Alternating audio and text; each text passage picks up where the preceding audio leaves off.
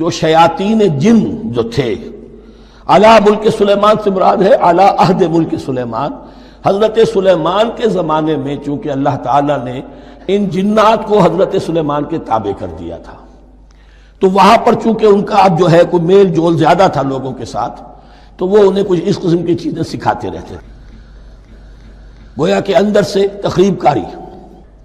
وَاتَّبَعُوا مَا تَتْلُو الشَّيَاطِينُ عَلَىٰ مُلْكِ سُلَيْمَانَ وَمَا كَفَرَ سُلَيْمَانُ وَلَٰكِنَّ الشَّيَاطِينَ كَفَرُوا، اور سن لو سلیمان نے کبھی کفر نہیں کیا بلکہ یہ شیاطین تھے کہ جو کفر کرتے تھے۔ جادو کفر ہے،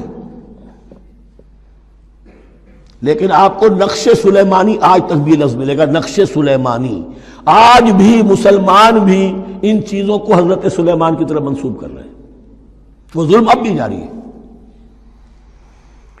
وما کفر سلیمان ولکن الشیاطین کفروا یعلمون الناس السحر، وہ لوگوں کو جادو سکھاتے تھے۔ وما انزل علی الملکین ببابل ہاروت و ماروت، اور جو کچھ نازل کیا گیا دو فرشتوں پر، ہاروت اور ماروت پر، بابل میں۔ بابل یہ ہے پرانا عراق، بیبلونیا۔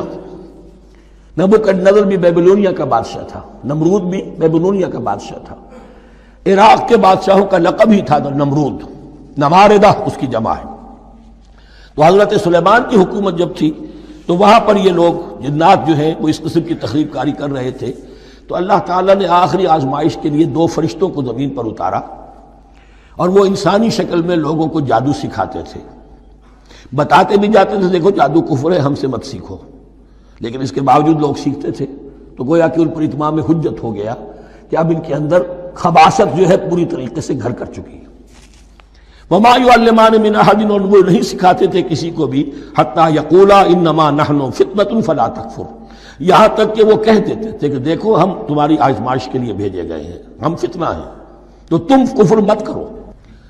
فیتعلمون منہما ما یفرقون به بین المرء وزوجہ، تو وہ سیکھتے تھے ان دونوں سے وہ شے کہ جس کے ذریعے سے تفریق کر سکے ایک شخص اور اس کی بیوی کے درمیان، تفرقہ ڈالنا گھروں کے اندر، فساد۔ اب بھی یہ عورتوں کے اندر یہ کام بڑی تیزی کے ساتھ چلتے ہیں، تعویذ اور دھاگے اور کیا کچھ گنڈے چلتے ہیں۔ وما هم بضارین بہ من احد، اور نہیں تھے وہ ضرر پہنچانے والے کسی کو کچھ بھی الا باذن اللہ۔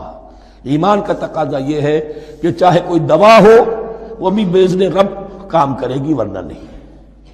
کوئی اور اسباب طبیعیہ ہیں، ان کے بھی اثرات ظاہر ہوں گے اگر اللہ چاہے گا، اس کے بغیر کچھ نہیں ہو سکتا۔ جادو کا بھی اثر ہوگا تو اللہ کے اذن سے ہوگا۔ تو بندہ مومن کو ڈٹے رہنا چاہیے اور مقابلہ کرنا چاہیے۔ وما هم بضارین بہ من احد الا باذن اللہ ویتعلمون ما یضرهم ولا ینفعهم، اور وہ سیکھتے تھے ان سے وہ چیزیں جو ان کے لیے مضرت بخش تھی، ضرر پہنچانے والی، اور انہیں نفع نہیں پہنچاتی تھی۔ وَلَقَدْ عَلِمُوا لَمَنِ اشْتَرَاهُ مَا لَهُ فِي الْآخِرَةِ مِنْ خَلَاقٍ، حالانکہ یہ بات ان کے علم میں آ چکی تھی کہ جس نے بھی اس چیز کو حاصل کیا، جادو سیکھا،